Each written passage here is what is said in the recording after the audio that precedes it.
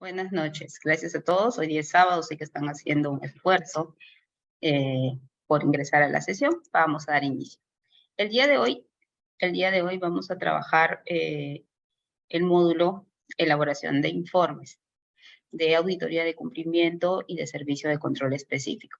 La sesión pasada han estado trabajando planeamiento, planificación y ejecución de auditoría de cumplimiento y servicio de control específico. La última sesión, que es el lunes, la tendrán con el profesor Rubina y van a trabajar seguimiento de medidas correctivas. Entonces vamos a empezar.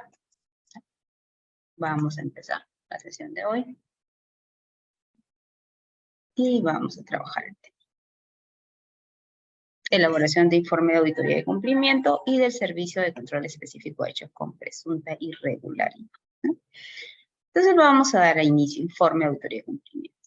Como siempre, empezamos con el marco normativo, que es el marco que utilizamos para base para lo que estamos trabajando el día de hoy. La Constitución Política del Perú de 1993, que habla de que el Sistema Nacional de Control supervisa la legalidad de todos los actos y resultados de la administración pública, ¿no? Entonces, la ley 27785, la ley del Sistema Nacional de Control y de la Contraloría General de la República y sus modificatorias, pues nos trae las atribuciones de la Contraloría, del Sistema Nacional de Control. Y una de ellas es la identificar las presuntas responsabilidades administrativas, funcional, civil o penal, ¿no? Que está relacionado justamente luego de haber realizado una auditoría de cumplimiento o un servicio de control específico hechos con presunta irregularidad, y el señalamiento de las presuntas responsabilidades administrativa funcional a sancionar por Contraloría, o responsabilidad administrativa funcional a sancionar por la entidad, o responsabilidad civil o responsabilidad penal, lo vamos a encontrar en estos informes, ¿no? Son prueba preconstituida para el inicio de las acciones administrativas, de acciones civiles y penales, ¿no? Y por ello su importancia. Entonces, además, trabajaremos, bueno, también las normas generales de control gubernamental que establece el proceso de control, los procesos de control gubernamental, dentro de ellos los procesos para, dentro de los procesos tenemos la planificación, la ejecución y la elaboración de informes, es decir, el producto de los servicios de control gubernamental son los informes, que es exactamente lo que vamos a trabajar ahora, los informes de auditoría de cumplimiento y servicio de control específico, y que las normas generales de control gubernamental señalan y nos hablan de estos resultados que se dan a través de informes, resultados de los servicios de control gubernamental que se dan a través de informes. Incluimos aquí la modificación de las normas generales de control gubernamental, aprobadas con resolución de Contraloría número 158/2023 CG, de 9 de mayo de 2023, publicada el 12 de mayo del 2023, ya que he hecho unos ajustes respecto al efecto. Entonces ahora hablamos como el efecto, como la consecuencia real o potencial, cuantitativa o cualitativa, económica o no económica, ¿no? Entonces, esos ajustes también están ya en este material actualizado el día de hoy. Y obviamente quien nos va a indicar cómo se elabora un informe de auditoría de cumplimiento con sus formatos, ¿no?, sus estándares de calidad, es la Directiva 01/2022 CG-NORM, ¿no?, de auditoría de cumplimiento y manual de auditoría de cumplimiento, aprobada mediante resolución de Contraloría 01/2022 CG, vigente desde el 10 de enero del 2022. Que ha sido modificada con resolución de Contraloría número 157/2023. En lo relacionado a la planificación y en lo relacionado a la desviación de cumplimiento, en lo relacionado al informe, cuando hacemos mención al efecto. Ya eso es la planificación, ya lo han visto con su profesor Rubina. Entonces, al término de la etapa de la ejecución de la auditoría de cumplimiento, la comisión auditora va a elaborar un informe por escrito, ¿no? Entonces, el proceso de auditoría de cumplimiento tiene 3 etapas: planificación, planeamiento, planificación, ejecución y elaboración de informe. Elaboración de informe tiene a la vez dos etapas. Elaborar el informe de auditoría, ¿no? Elaborar el informe de auditoría. Este informe, ¿quién lo elabora? El jefe de comisión auditora con el supervisor de comisión auditora. Lo aprueba el jefe inmediato, que puede ser el jefe que es el jefe del OSI, o el subgerente o gerente de Contraloría, dependiendo si la comisión auditora es de Contraloría o es del OSI. Y luego viene la revisión, bueno, y aprobación del informe, la revisión por parte del supervisor de comisión, del jefe del OSI, y la aprobación, que es también por el jefe del OSI, el subgerente, y la notificación del informe de auditoría, que se hace por casilla electrónica, el titular de la entidad, y además, si es un órgano escrito que depende del ministerio, también se le va a notificar el informe de auditoría al titular, al ministro, ¿no? Por ejemplo, si yo estoy elaborando un informe de auditoría y le voy a notificar al titular de Fondepes, también le tengo que notificar al titular del Ministerio de la Producción. Así está establecido. En el caso también de una auditoría de cumplimiento hecho a una municipalidad, no solamente le voy a notificar al alcalde, sino también le voy a notificar al consejo, ¿no? Entonces, vamos a hablar entonces de la elaboración de informe de auditoría. La comisión auditora, el informe tiene que ser oportuno. Más o menos, ¿cuánto tiempo se estila demorarse en una auditoría de cumplimiento? Estilamos demorarnos más o menos 3 meses, ¿no? 100 días.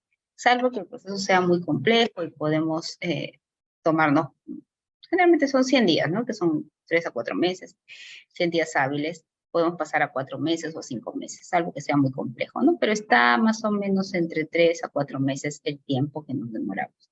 Por tanto, el informe también debe emitirse en el tiempo previsto, ¿no? O sea, debemos ceñirnos a lo que indica el plan de auditoría, a efectos de no perder la oportunidad, ¿no? Obviamente tenemos una ciudadanía expectante de cuáles son los resultados de la auditoría de cumplimiento y tenemos que entregárselo en el más breve plazo.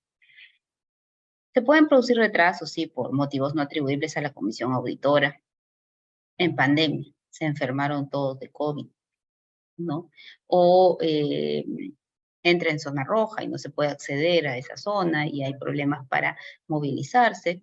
Esto se comunica a las instancias correspondientes de la Contraloría del OSI, las causales que ocasionaron dicha demora, y entonces se puede, si es que no se toman los correctivos, pues se va a poder de repente plantear un plazo adicional, pero en realidad lo ideal es terminarlo dentro del plazo planificado. La formulación del informe está a cargo del jefe y supervisor de comisión auditora, como les decía. También los integrantes y expertos, dependiendo de las desviaciones de cumplimiento que están en el informe. Como el caso, tengo una desviación de cumplimiento de una obra en la que ha participado un ingeniero civil, entonces el ingeniero civil también va a participar, sobre todo en las revisiones respecto a que los hechos que se exponen ahí pues sean los objetivos, aquellos que están totalmente evidenciados. ¿Qué hace el titular una vez que recibe un informe de auditoría de cumplimiento? El titular debe disponer simplemente en las recomendaciones. Recomendaciones que vamos a tener desde la mejora de gestión, hasta recomendaciones relacionadas al inicio del deslinde de las responsabilidades administrativas funcionales, civiles y penales, ¿ya? Entonces, si es que tiene presunta responsabilidad penal en el informe, pues se va a derivar el informe a Procuraduría Anticorrupción, quien a su vez va a presentar la denuncia ante Fiscalía. Si tiene presunta responsabilidad civil, el informe se va a derivar al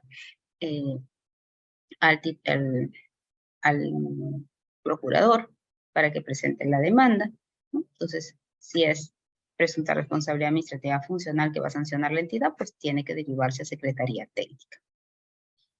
Entonces, la comisión tiene que elaborar el informe de auditoría. ¿Quién? El jefe de comisión, apoyado también el supervisor de comisión, ¿no? Este informe es escrito, ¿no? Responsable del jefe de comisión, a cargo de la comisión auditora, porque todos lo van a firmar, y va a exponer todos los resultados de la auditoría de cumplimiento. ¿Cómo lo vamos a ver a cápita por acá? ¿No? Los asuntos deben tratarse de forma concreta y concisa. No podemos hacer un informe de auditoría de cumplimiento tan tedioso, ¿no? Tan técnico que nadie lo entiende, ¿no? Cualquiera lo debe entender, ¿no? Y además, la información que se presenta debe de coincidir con la información, los objetivos que nos planteamos al inicio de la auditoría, ¿no? Y debe de ser exacto y señalarnos claramente los hechos observados si es que hay hechos observados, ¿no? Entonces, para que este informe de auditoría agregue valor. La finalidad de este informe de auditoría de cumplimiento es notificar al titular de la entidad, instancias o organismos jurisdiccionales correspondientes, como ya comenté. No solamente se le va a notificar al titular, sino también al que le sigue, ¿no?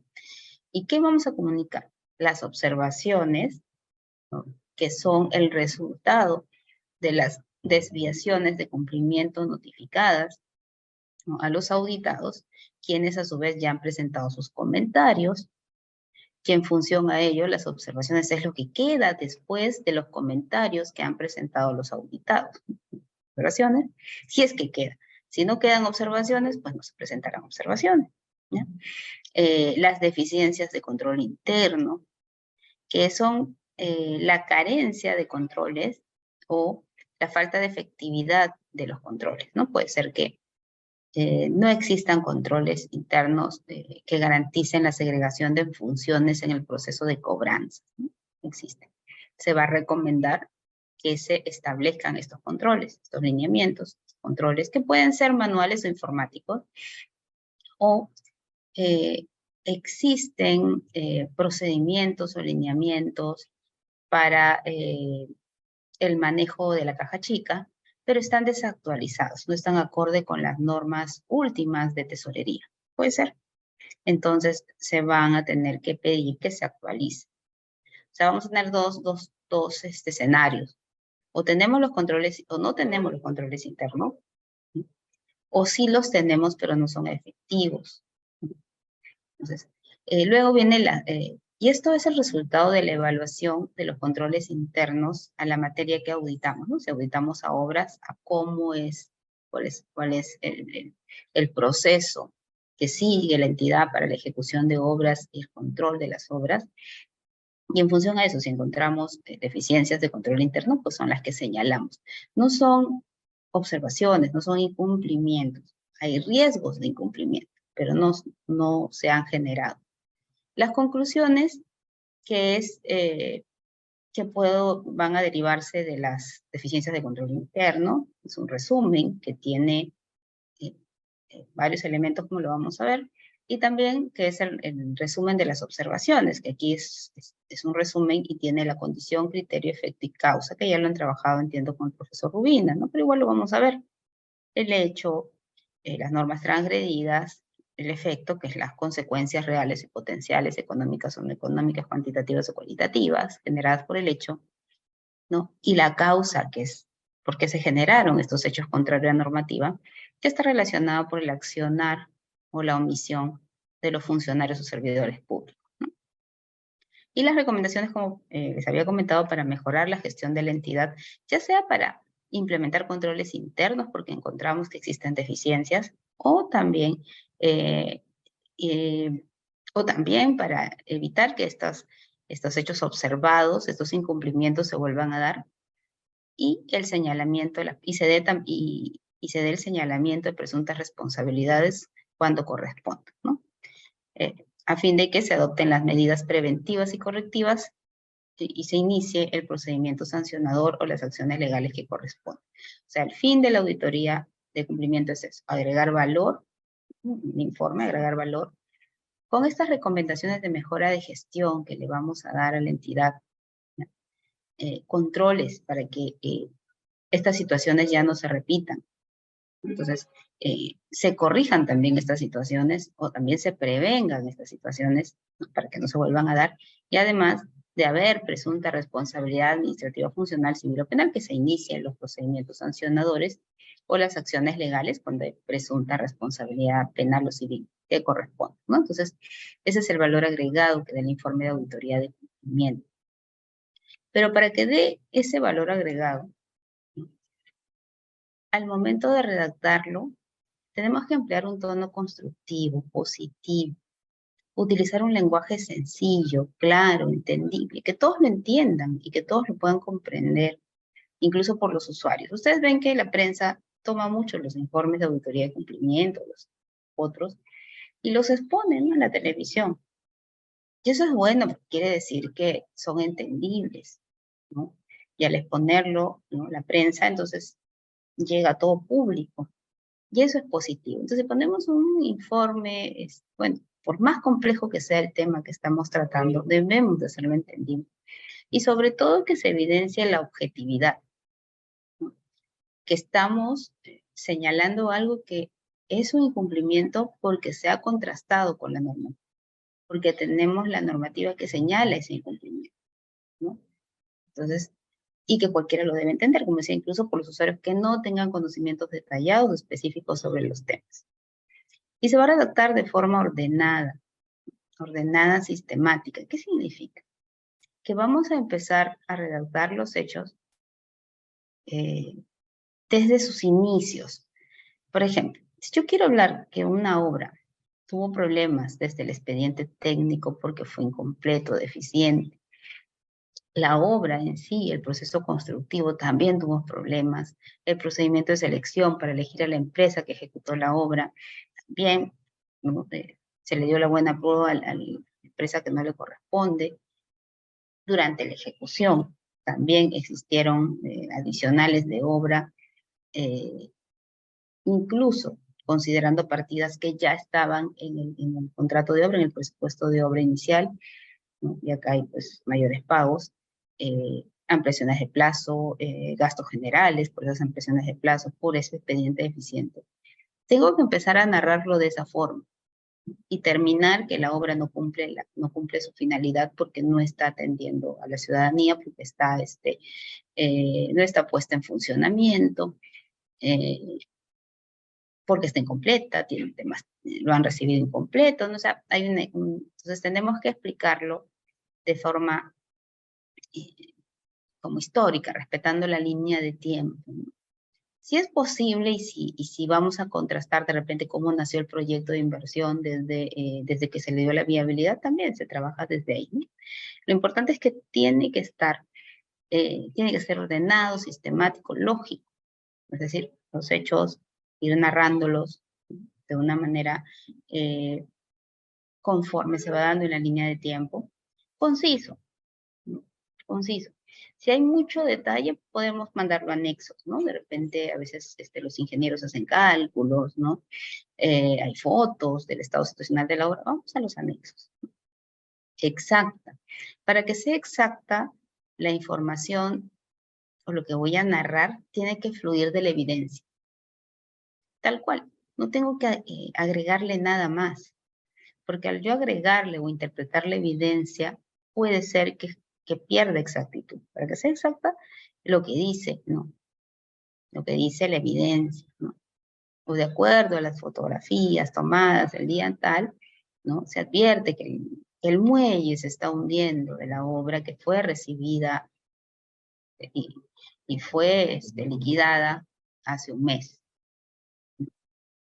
Entonces, tiene que ser la información que fluya, ¿no? Y según consta en el acta de recepción de obra y en la liquidación de fecha tal en la cual se liquidó, indicando que no había observaciones por levantar y escribir lo que dice el acta, escribir lo que dice la liquidación de obra, para que sea exacto, escribir lo que dice la evidencia, ¿no? Eso también me va a dar la garantía de que sea objetiva, ¿no? De que yo por ahí no quiera interpretar o quiera añadirle calificativos, ¿no? Que hacen pues que exceda la situación real, ¿no? Nosotros simplemente lo que vamos a hacer es que vamos a señalar todo aquello que encontremos contrario a la normativa y conforme se ha dado. y los efectos que trae ello. Tiene que ser oportuna también para la toma de decisiones, de la efectividad, para también la ciudadanía, se entere qué acciones se van a tomar, y en concordancia con lo que me he planteado como objetivos de auditoría. Los objetivos de auditoría es lo que quiere lograr el auditor, ¿no? Por ejemplo, determinar si la ejecución de la obra se realizó según la normativa, o establecer si el procedimiento de selección, licitación pública tal se realizó según la normativa. ¿Qué es lo que quiere, ¿no?, lograr la comisión auditora? Y precisando siempre que ésta se desarrolló de conformidad con las normas generales de control gubernamental. Entonces, parte de la elaboración del informe.